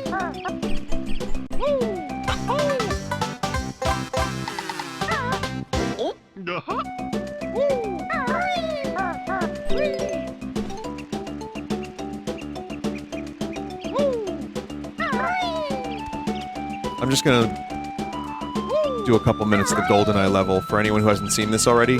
It's amazing. The GoldenEye level is fucking crazy.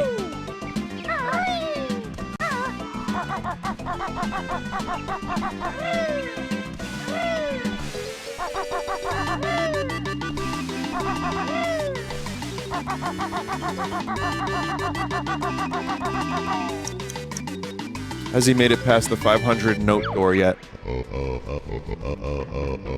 No. But we still have Bomb Battlefield and we have GoldenEye. So I think... Oh, I think it's very possible.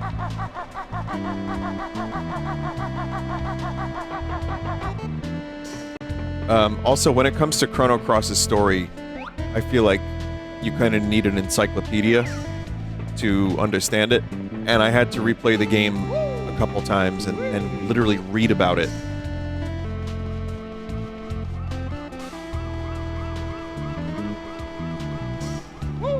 So it depends on what kind of mood you're in terms of RPG. But I think I like Chrono Cross maybe a tiny bit more.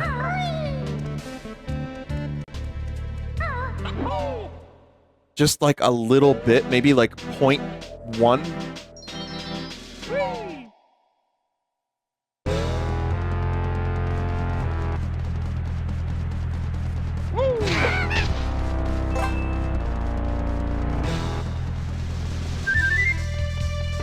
GoldenEye. This level is so fucking good.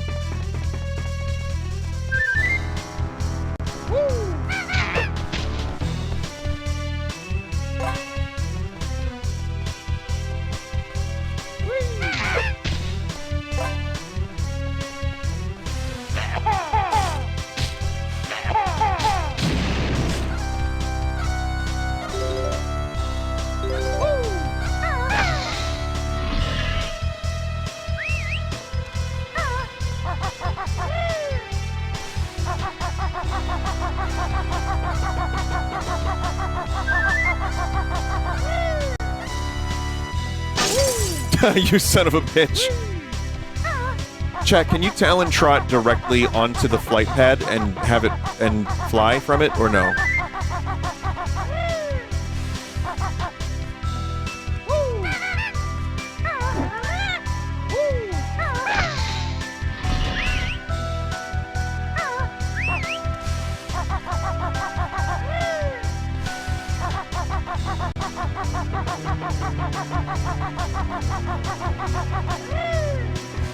Yep, you can. Oh, that changes everything. Okay. So, I got some of the stuff already. Like, I did those switches last time. I just want to check out a little more of the level with flight, because there's stuff that I Ah, fuck.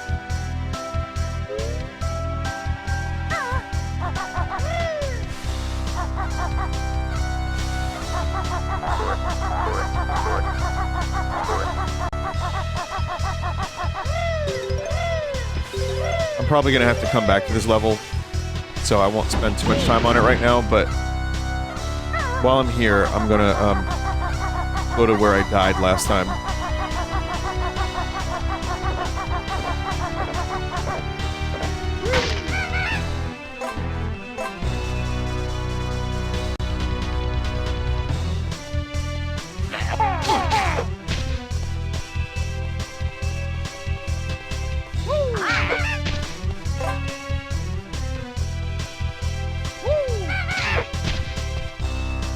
I think GoldenEye, it's amazing, like, obviously the game was a huge kind of revolutionary game.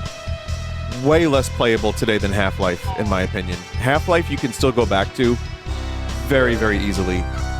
GoldenEye's a lot harder to go back to. But one of the things that GoldenEye proves to me is that a fucking amazing soundtrack can seriously elevate a piece of media.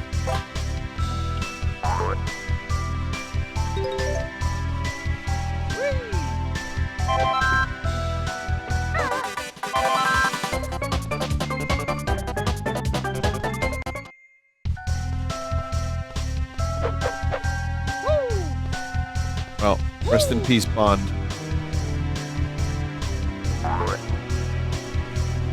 What do I think about Perfect Dark?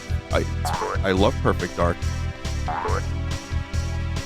Both Perfect Dark and GoldenEye are recomped at this point. You can play them like with 60 FPS basically.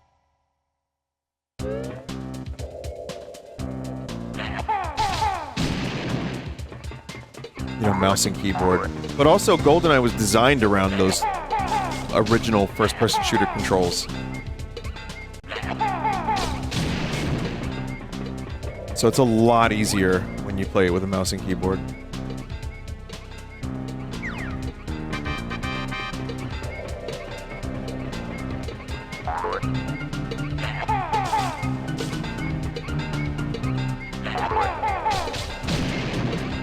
Someone said, I honestly forgot they were making a reboot of Perfect Dark. Here's a question for you. How many times do you think that's rebooted development?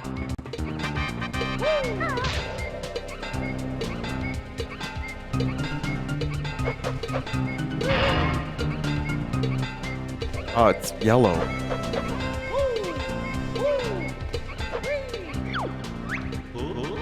I beg your pardon, I forgot to knock.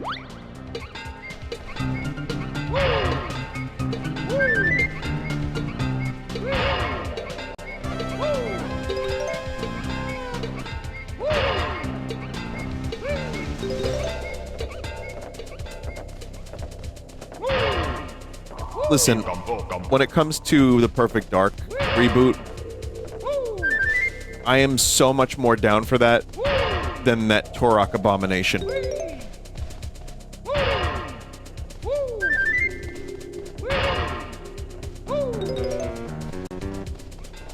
I mean, and also, the Turok series has had a lot of crap entries as far as I'm concerned.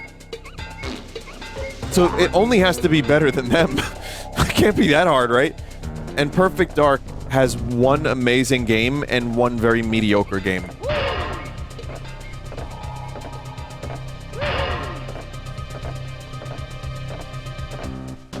The locked camera was a good choice here.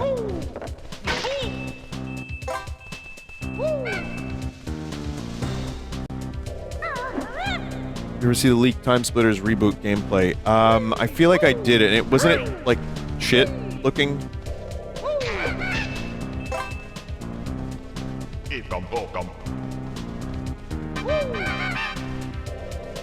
I don't understand, like, how are people fumbling Time Splitters so hard? I get making a video game is tough, but there's gotta... Huh?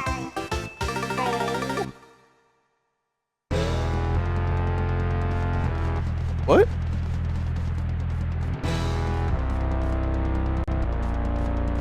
Killed a scientist. Oh.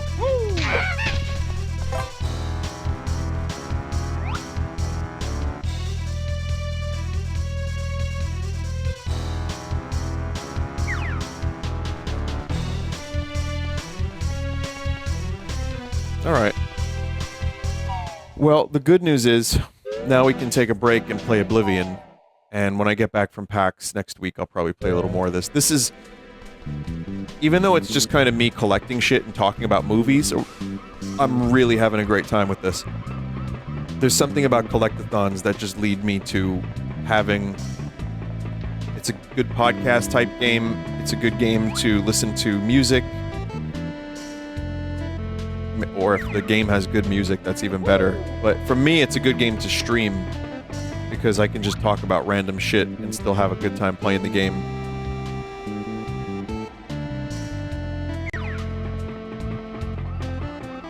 So next time, though, chat, I need, again, 81 more notes, which there's plenty in the Bond level, and there's a lot in the Bomb Battlefield. And then we unlock, like, 3 new levels.